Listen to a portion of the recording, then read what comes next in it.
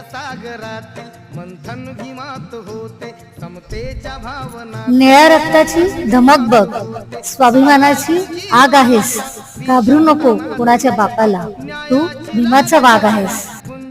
जय भीम, नमो बुद्धाय. कल्पया मनाचा क्रांती करून गेला, निधड्या मनाचा मोठा होऊन सिंह गेला.